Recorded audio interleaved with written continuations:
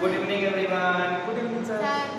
आज आइए स्टार्ट करते हैं। हम लोगों ने एल्कोहल का टॉपिक स्टार्ट किया था और हमने उस एल्कोहल में आपको क्या उसके फिजिकल प्रॉपर्टीज के बारे में बता दिया है क्या आओ हम आज उसके फिजिकल प्रॉपर्टीज के एक पॉइंट की हमने बात कर ली थी। हमने बताया था कि जो फिजिकल प्रॉपर्टीज होती हैं कैसे पता चलेगा कि वो फिजिकल प्रॉपर्टी है। फिजिकल प्रॉपर्टीज मतलब है भौतिक गुण। क्या होता है? भौतिक गुण। हम इस फिजिकल प्रॉपर्टीज और भौतिक गुण के बारे में अगर बात करें तो फिजिकल प्रॉपर्टीज का मतलब होता है ऐसे कैरेक्टर किसी भी कंपाउंड के जिसको हम अपने पांचों सेंस ऑर्गन्स के द्वारा पता कर सकते हैं, उन्हें हम क्या बोलते हैं? Physical properties. और इस फिजिकल प्रॉपर्टी में हमने फर्स्ट पॉइंट की बात करी थी जिसे हम कहते हैं सॉल्युबिलिटी या फिर उसे को हम बोलते हैं घुलनशीलता या फिर बोलते हैं हम उसे विलेयता। क्या बोलते हैं? विलेयता। इस विलेयता की बात हम चेक कर रहे हैं जल के अंदर, मतलब पानी में हम अपने एल्कोहल को डालेंगे और चेक करेंगे कि हमारा पानी उसमें वो एल्कोहल घुलेगा कि नहीं घुलेगा। अब चेक करते हैं और हम बोलेंगे कि जो एल्कोहल होते हैं, ले लो आप एक गिलास। आपने देखा होगा लोगों को पैक बनाते हुए। ये जो लोग पैक बनाते हैं ना, पैक बनाते समय एक बात का ख्याल रखते हैं, इस गिलास में वो सबसे पहले पानी डालते हैं। क्या डालते हैं? पानी। और उसके बाद इसमें वो डालते हैं अपने मजेदार चीज जिसका नाम होता है एल्कोहल। क्या डालते हैं? एल्कोहल मतलब ROH डालते हैं। और ये ROH एल्कोहल जो होती है इथेनॉल। क्या होती है? इथेनॉल। तो आपने देखा होगा जब ये गिलास में पैक बनाते हैं तो एल्कोहल पानी में मिक्स हो जाता है, पता भी नहीं चलता कि एल्कोहल कौन है और पानी कौन है। इसका मतलब होता है कि हमारा जो एल्कोहल है वो जल में क्या है? घुलनशील है, मतलब सॉल्युबल होता है। क्या होता है? सॉल्युबल। और यही से हम एक बात बोलेंगे आपके लिए कि सारे के सारे एल्कोहल, जितने भी एल्कोहल इस धरती पर पाए जाते हैं वो क्या होते हैं? सॉल्युबल होते हैं, जल में सॉल्युबल होते हैं। और इनकी जो सॉल्युबिलिटी का रीजन है वो ये है कि ये पानी के साथ हाइड्रोजन बॉन्डिंग करते हैं। क्या करते हैं? Hydrogen bonding. हाइड्रोजन बॉन्डिंग का मतलब हमने बताया था, हाइड्रोजन बॉन्ड का मतलब होता है कि हाइड्रोजन जब किसी अतिविपरीत ऋणात्मक तत्व जैसे कि FON मतलब फ्लोरीन, ऑक्सीजन और नाइट्रोजन के साथ एक अट्रैक्शन का फोर्स लगाता है, उसी को बोलते हैं हम हाइड्रोजन बॉन्डिंग। और हाइड्रोजन बॉन्डिंग ये केवल दो एलिमेंट्स के बीच पाई जाती है, हाइड्रोजन और फोन। फोन का मतलब है फ्लोरीन। क्या मतलब है इसका? फ्लोरीन। और O का मतलब है ऑक्सीजन और N का मतलब होता है हाइड्रोजन। और ये हमारा हाइड्रोजन FON के साथ तभी हाइड्रोजन बॉन्डिंग करता है जब ये किसी मोर इलेक्ट्रोनेगेटिव एटम के साथ जुड़ा होता है। जब ये मोर के एटम के साथ जुड़ता है तब हम फोन के साथ मिलकर क्या बनाता है? Hydrogen bonding. और ये हमारा जो एल्कोहल है वाटर में इसकी सॉल्युबिलिटी का रीजन क्या है? Hydrogen bonding. क्या ये बात हमारे समझ आ गई है? यही में हम एक बात और ऐड करना चाहेंगे कि जैसे जैसे हमारे एल्कोहल का मोलर मास बढ़ता है, क्या बढ़ता है? मोलर मास मतलब कि अणु भार बढ़ता है। इसके अणु भार बढ़ने के साथ साथ इसकी जल में सॉल्युबिलिटी मतलब घुलनशीलता क्या होती है? कम होती जाती है।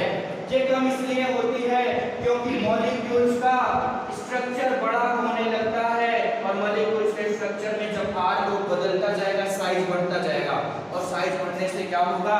ये जो पानी के साथ हाइड्रोजन बॉन्डिंग कर रहा था ना, ये वीक होता जाएगा। ये वीक होने की वजह से क्या होगा? जब अच्छे से बॉन्ड नहीं बन पाएगा तो क्या ये पानी में अच्छे से घुल पाएगा? नहीं घुल पाएगा। इसलिए हम बोल सकते हैं मोलर मास बढ़ने के साथ साथ हमारे एल्कोहल की सॉल्युबिलिटी क्या होती है? मतलब हम बोले कि जो सॉल्युबिलिटी होती है इनवर्सली प्रोपोर्शनल होती है किसके? मोलर मास के। क्या ये बात हमारे समझ में आ गई क्या? और एक एग्जांपल आपको हम देते हैं, उस एग्जांपल को करके बताओ। हमने आपको एग्जांपल में दिया CH3OH मतलब मीथेनॉल। दूसरा हमने दिया आपको C2H5OH मतलब इथेनॉल। इसमें आप बताएं कि किसका सॉल्युबिलिटी ज्यादा होगा? मीथेनॉल। देखो ना, इसका मोलर मास कम है, क्या है? मोलर मास कम है, और इसका मोलर मास क्या है? ज्यादा।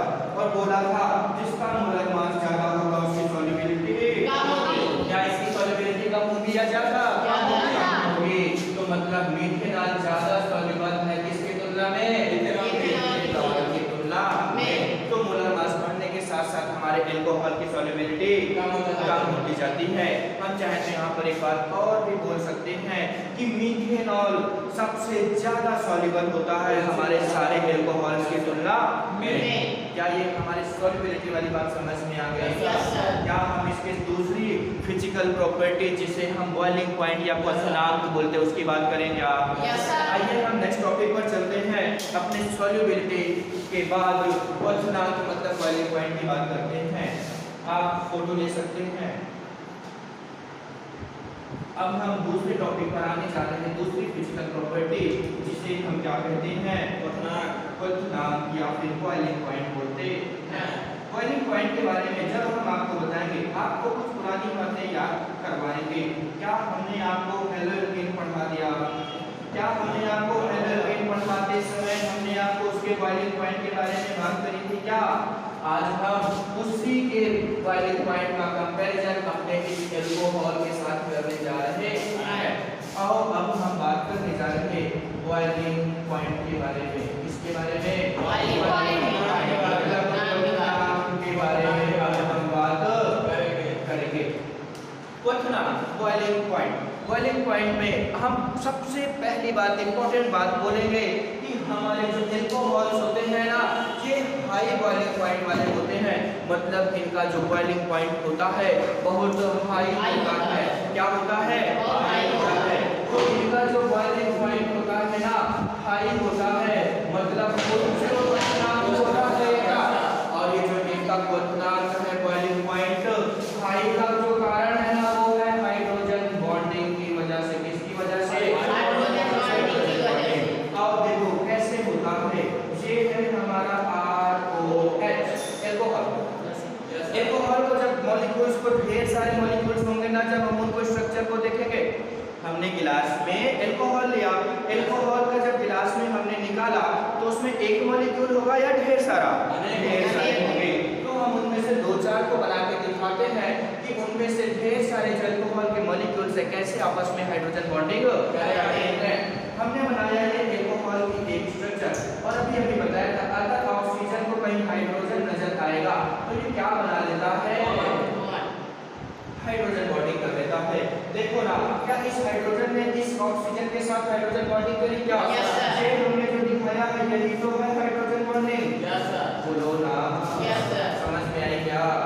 इस हाइड्रोजन ने हाइड्रोजन बॉन्डिंग क्यों करी? क्योंकि ये hydrogen more electronegative atom oxygen के साथ जुड़ा है। और जब हाइड्रोजन मोर इलेक्ट्रोनेगेटिव ऑक्सीजन के साथ या कोई भी मोर इलेक्ट्रोनेगेटिव एटम के साथ जब हाइड्रोजन जुड़ता है, तब वह जब कहीं पर किसी फोन को देखता है, मतलब क्लोरीन ऑक्सीजन या नाइट्रोजन को, तो उसके साथ ही क्या करता है? हाइड्रोजन बॉन्डिंग करता है। तो क्या यहाँ पर ये हमारी हाइड्रोजन बॉन्डिंग समझ आ रही है? अब देखो इधर का ये हाइड्रोजन है, ये भी अगर किसी भी ऑक्सीजन को देखेगा तो हाइड्रोजन बॉन्डिंग करेगा ना। तो ये किसी अल्कोहल का ऑक्सीजन होगा, ये उसका हाइड्रोजन और ये इसका R। तो एक मॉलिक्यूल ये हो गया, दूसरा मॉलिक्यूल ये हो गया। देखो एक मॉलिक्यूल और ये दो मॉलिक्यूल, क्या ये दो मॉलिक्यूल्स के बीच में हाइड्रोजन बॉन्डिंग हो रही है?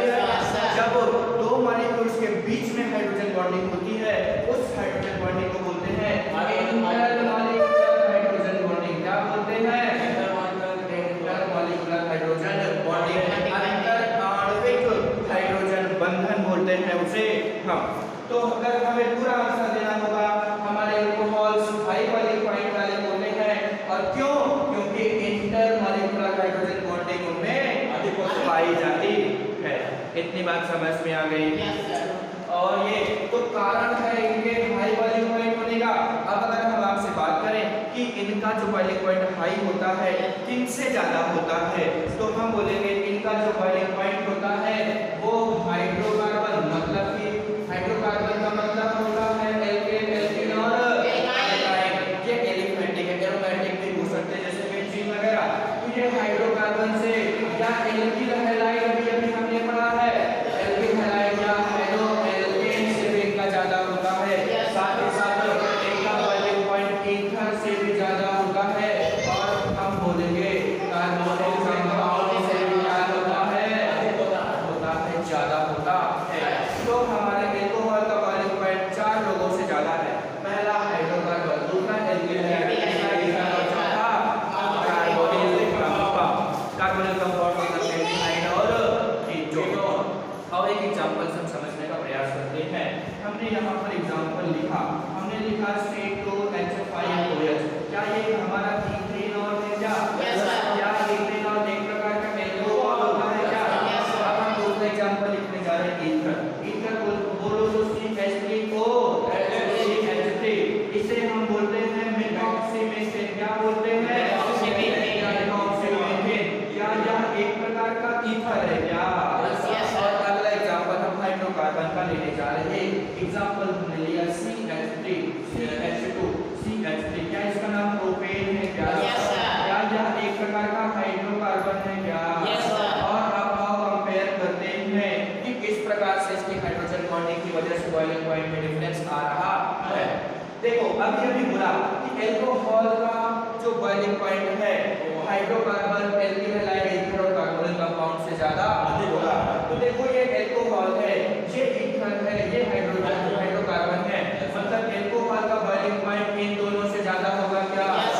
आओ अब चेक करते हैं इन दोनों में से किसका ज्यादा होगा। हम आपको बताएंगे कि यहाँ पर भी हाइड्रोजन बॉन्डिंग होती है लेकिन एल्कोहल की तुलना में कम होती है, इसलिए इसका बॉइलिंग पॉइंट इससे ज्यादा होता है और ईथर का कम होता है। जबकि हाइड्रोकार्बन्स में हाइड्रोजन बॉन्डिंग होती नहीं, क्योंकि यहाँ हाइड्रोजन तो है लेकिन वो मोर इलेक्ट्रोनेगेटिव एटम से ऐड नहीं है। और यहाँ पर फोन भी तो नहीं होता है, जब फोन नहीं है तो हाइड्रोजन बॉन्डिंग होने का कोई भी चांस नहीं है। जब हाइड्रोजन बॉन्डिंग नहीं है तो ये हाइड्रोजन बॉन्डिंग की अनुपस्थिति के कारण इसका बॉइलिंग पॉइंट क्या होगा? होगा। तो सबसे ज्यादा इथेनॉल का, फिर एल्कोहल का, फिर हाइड्रोकार्बन का। बात समझ में आई? इसमें हाइड्रोजन बॉन्डिंग है लेकिन ज्यादा है, इसमें हाइड्रोजन बॉन्डिंग है लेकिन कम है, इसमें हाइड्रोजन बॉन्डिंग नहीं।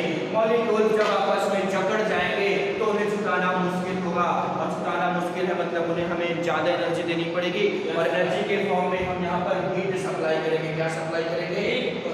ज्यादा गर्म करेंगे, और ज्यादा हीट देना पड़ा तभी तो बॉइलिंग पॉइंट उसका हाई हो गया। बोलो ना, हाई टेम्परेचर पर वो उबलेगा ना। तो ये हो गया अन्य कंपाउंड से तुलना।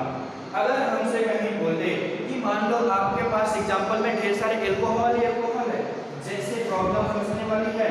हमने एग्जांपल में आपको CH3OH लिखा, C2H5OH लिखा, CH3 CH2 CH2OH लिखा, 3 एग्जांपल।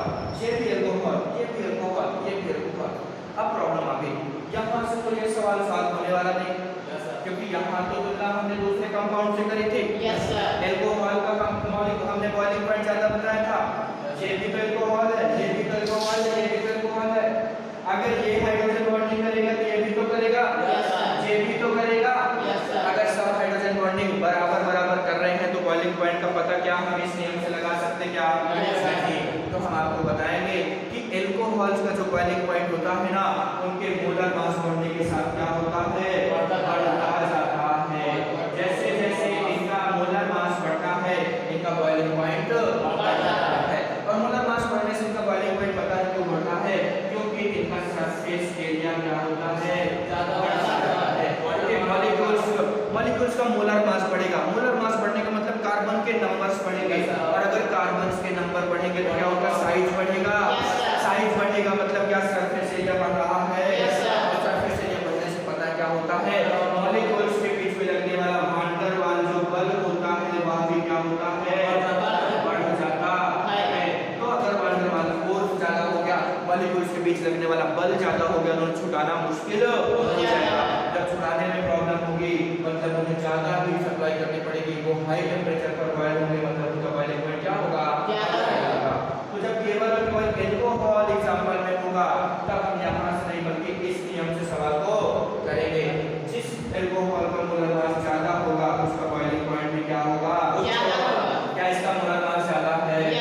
इसका मोलर मास कम है? जिसका मोलर मास ज्यादा है उसका बॉइलिंग पॉइंट अधिक होगा। तो इसका बॉइलिंग पॉइंट ज्यादा और इसका बॉइलिंग पॉइंट सबसे कम। क्या ये बात हमारे समझ में आ गई? अब हमने बताया कि अगर सारे के सारे एल्कोहल ही दिए हों तो हम उनका बॉइलिंग पॉइंट कैसे पता लगाएंगे। तो एक तरीका हमने ये सीख लिया, लेकिन इसमें भी एक प्रॉब्लम है। एग्जामिनर यहाँ हमें छोड़ेगा नहीं। एग्जामिनर हमसे बोलेगा कि अब आओ आपसे मुलाकात करते हैं। CH3 CH2 CH2OH लिखा और इसका नाम होता है प्रोपेन 1-ऑल। क्या होता है? प्रोपेन 1-ऑल। और ये दूसरा एग्जांपल लिखेगा और इसको बोलेगा प्रोपेन 2-ऑल। क्या बोलेगा? प्रोपेन 2-ऑल। देखो ना, मोलर मास बढ़ने के साथ साथ बॉइलिंग पॉइंट बढ़ रहा है, लेकिन यहाँ तो देखो मोलर मास सेम हो गया। चेक करके दिखा दे क्या? देखो बताओ यहाँ कितने कार्बन? 3। एक कार्बन 12, तो 3 कार्बन 36, 3 हाइड्रोजन 3 2 5 तो 7 एक 8 प्लस 16 ऑक्सीजन का कितना हो गया? 36 4 4 4 44 50 60 हो गया। इसका मोलर मास 60 आ गया। इसमें भी देखो 3 कार्बन मतलब 36, 3 1 4 1 5 और 3 8 प्लस 1 ऑक्सीजन 16 मतलब 60। मोलर मास सेम हो गया। ये वाला नियम भी फेल हो गया। अब जब ऐसी सिचुएशन आ जाए कि मोलर मास सेम हो जाए, मोलर मास हम चेक नहीं करेंगे, यहाँ हमने चेक करके बताया। आप ना तो हमारी जो प्लैनेट चेन है यही से अंदाजा लगा लेंगे कि मोलर मास सेम होने वाला है। प्रोपेन है, ये भी प्रोपेन है, मतलब कार्बन के नंबर सेम होने वाले हैं। 1-ऑल है, 2-ऑल है, मतलब केवल पोजीशन में परिवर्तन हुआ, मतलब वो केवल पोजीशन में आया। OH ग्रुप में भी कोई परिवर्तन नहीं आया, केवल एक ही OH ग्रुप है। मतलब हम ये सब नहीं करेंगे, हम नाम से ही जान जाएंगे कि मॉलिक्यूलर फार्मूला अगर सेम है तो हमारा मॉलिक्यूलर मास भी क्या होगा? सेम हो जाएगा। तो जब मोलर मास सेम हो जाए, इससे तो सॉल्व नहीं कर पाएंगे। इसके लिए हम बताएंगे कि बॉइलिंग पॉइंट पता है, जैसे जैसे ब्रांचिंग बढ़ती जाती है बॉइलिंग पॉइंट घटता जाता है। क्या होता जाता है? घटता जाता है। यहाँ एक सीधी स्ट्रेट चेन थी और यहाँ पर ब्रांचिंग हो गई, मतलब शाखा निकल आई। शाखा ज्यादा होगी तो बॉइलिंग पॉइंट कम होगा। तो यहाँ पर ब्रांचिंग ज्यादा है, यहाँ पर ब्रांचिंग कम है। बताओ बॉइलिंग पॉइंट किसका ज्यादा? ब्रांचिंग ज्यादा तो बॉइलिंग पॉइंट कम, ब्रांचिंग कम तो बॉइलिंग पॉइंट ज्यादा। तो क्या इसका बॉइलिंग पॉइंट ज्यादा हो जाएगा? इसकी बात समझ में आ गई क्या? यहाँ पर आप इसको नोट करिए, सारे ऑर्डर को हम एक साथ लिखवाते हैं और इन सबको हम एक साथ लिखिए। जैसे कि मान लो हमने यहाँ पर लिखा CH3OH, इसका सबसे ज्यादा। इसके बाद अगर हम लिखना चाहें तो लिख सकते हैं C2H5OH। इसके बाद अगर हमें लिखना है तो बताओ इससे ज्यादा किसका होगा? 3 कार्बन वाले का, लेकिन 3 वाले का तो 2 है, प्रोपेन 1-ऑल भी है, 2-ऑल भी है। इसके बाद हम 1-ऑल लिखेंगे कि 2-ऑल? 2-ऑल लिखेंगे, क्योंकि 1-ऑल का तो 2-ऑल से ज्यादा है ना, तो 2-ऑल का इससे ज्यादा होगा, लेकिन इससे कम होगा। तो यहाँ क्या लिखेंगे? प्रोपेन 2-ऑल। इसके बाद प्रोपेन, बोलो ना, प्रोपेन उल्टा बना दिया क्या चिन्ह? चिड़िया का मुंह उधर खोलना चाहिए था ना। मोलर मास बढ़ने के साथ साथ बॉइलिंग पॉइंट बढ़ गया, तो चिड़िया का मुंह उल्टा घुमा दिया हम लोगों ने। तो इससे ज्यादा किसका होगा? और इससे ज्यादा और 2-ऑल से ज्यादा किसका होता है? 1-ऑल का होता, प्रोपेन 1-ऑल। अगर हमें ब्यूटेन का लिखना है तो ब्यूटेन भी तो 1-ऑल और 2-ऑल होगा। तो 2-ऑल का पहले लिखेंगे कि 1-ऑल का? 2-ऑल का, क्योंकि 1-ऑल का तो 2-ऑल से ज्यादा होगा ना, तो 2-ऑल पहले लिखेंगे और फिर 1-ऑल, तो ब्यूटेन 2-ऑल, फिर लिखेंगे ब्यूटेन 1-ऑल। समझ में आ गई क्या? तो ये सारे ऑर्डर समझ में आ गए। तो इतनी सी बात है हमारे फिजिकल प्रॉपर्टीज के बारे में। इसमें हमने दो ही बातें मेनली पढ़ी हैं। पहला हमने इसकी सॉल्युबिलिटी की बात करी है और दूसरा हमने इसके बॉइलिंग पॉइंट की बात करी है। बॉइलिंग पॉइंट के बारे में फिर से समराइज करेंगे। हमारे अल्कोहल्स का boiling point hydrocarbon, alkyl halide, ether और कार्बोनिल कंपाउंड से ज्यादा होता है और ये ज्यादा इसलिए होता है क्योंकि इनमें इंटरमॉलिक्यूलर हाइड्रोजन बॉन्डिंग पाई जाती है। अगर हमसे सवाल पूछा जाए अल्कोहल्स का बॉइलिंग पॉइंट ज्यादा होता है क्यों? क्योंकि उसमें पाई जाती है हाइड्रोजन बॉन्डिंग। लेकिन अगर हमसे सवाल पूछा जाए मेथनॉल से ज्यादा बॉइलिंग पॉइंट इथेनॉल का होता है क्यों? तो हम हाइड्रोजन बॉन्डिंग आंसर नहीं देंगे।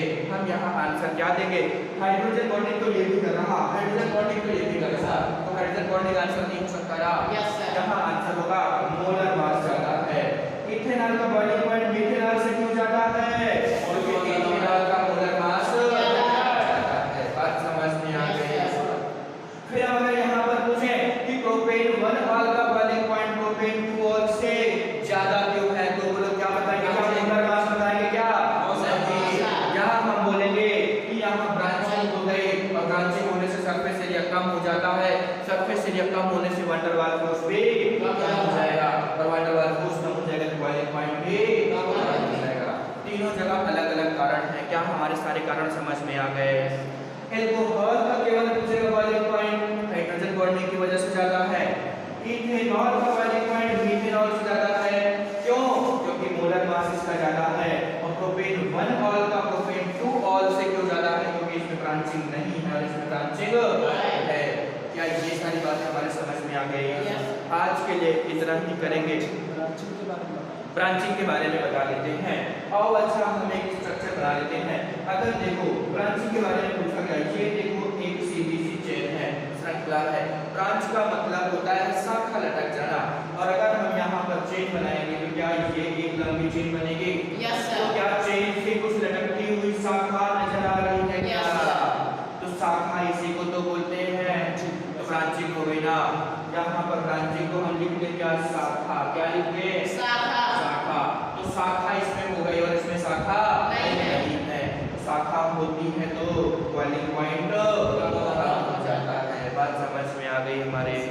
तो यही सारी बातें हैं जो हमने फिजिकल प्रॉपर्टीज में डिस्कस करी अल्कोहल के। इसके बाद कल की क्लास में हम स्ट्रक्चर ऑफ अल्कोहल की संरचना के बारे में पढ़ेंगे और इस स्ट्रक्चर ऑफ अल्कोहल में हम अल्कोहल के स्ट्रक्चर के कंपैरिजन हम H2O से करेंगे और ईथर की संरचना के साथ करेंगे। और इसके बाद हम हमारे अल्कोहल की केमिकल प्रॉपर्टी की बात करेंगे और हम बताएंगे कि हमारा अल्कोहल एक वर्साटाइल कंपाउंड होता है। इस वर्साटाइल का क्या मतलब है हम नेक्स्ट क्लास में जानेंगे। ठीक है, आज के लिए इतना ही रखते हैं, बाकी की बातें करेंगे नेक्स्ट क्लास में। Thank you.